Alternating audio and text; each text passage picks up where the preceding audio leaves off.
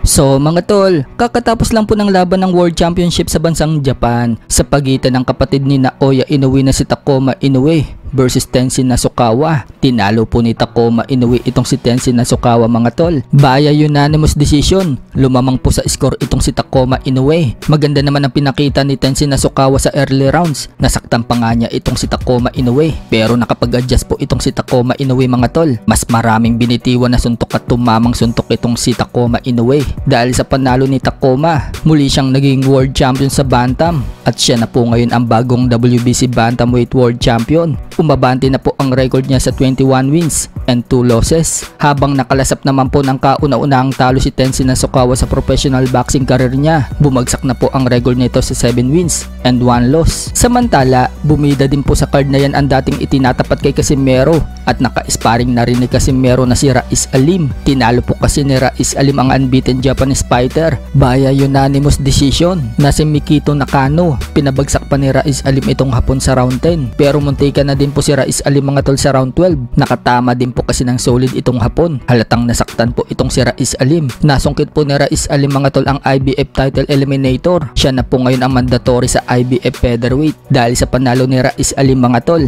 umabante na ang record niya sa 23 wins and 1 loss. Habang nakalasap naman ng kauna-unahang talo ang hapon na si Mikito Nakano, bumagsak na ang record sa 14 wins and 1 loss. So yan na po ang tatlong sunod-sunod na panalo ni Raiz Alim mula nang talunin siya ni Sam Goodman.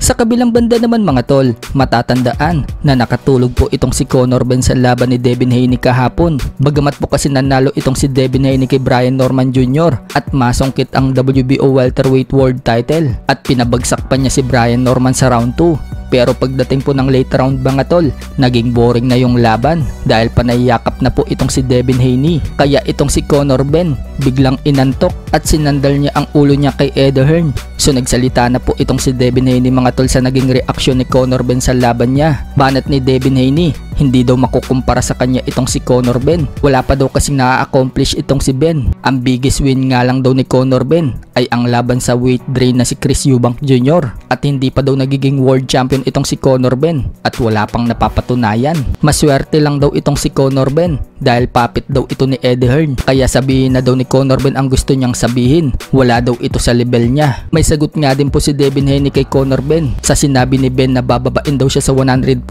pounds para kalabanin. Wika ni Haney, wala daw problema sa kanya kung labanan siya ni Benn, pero sumusunod lang daw siya sa daddy niya. Kung sino daw ang gusto ng daddy niya na laban para sa kanya, yun daw ang kakalabanin niya. Pero pagdating po mga tol sa tatay ni Devin Haney na si Bill Haney, mukhang ayaw nitong ipalaban si Devin Haney kay Conor Benn. Hindi daw kasi world champion itong si Conor Benn. Ang gusto ni Bill Haney na laban para sa anak niya ay itong si Ryan Garcia. Kapag nanalo daw itong si Ryan Garcia sa laban kay Mario Barrios sa susunod na taon, yan ang gustong laban ni Bill Haney para sa anak niya. Maging si Devin Haney mga tol, gusto rin makalaban muli si Ryan Garcia kapag nanalo daw si Ryan Garcia kay Barrios. So pag nagkataon mga tol, unification po ang labanan na yan na kay Mario Barrios po kasi ang WBC welterweight world title. Kapag tinalo ni Garcia si Barrios, magiging world champion na po itong si Garcia. At kapag nag-rematch po si Haney at Garcia, 2 titulo po ang nakataya sa laban. Sa iba pang balita mga tol, matapos pong pabagsakin ni David Benavides kahapon si Anthony Yarde at tapusin sa round 7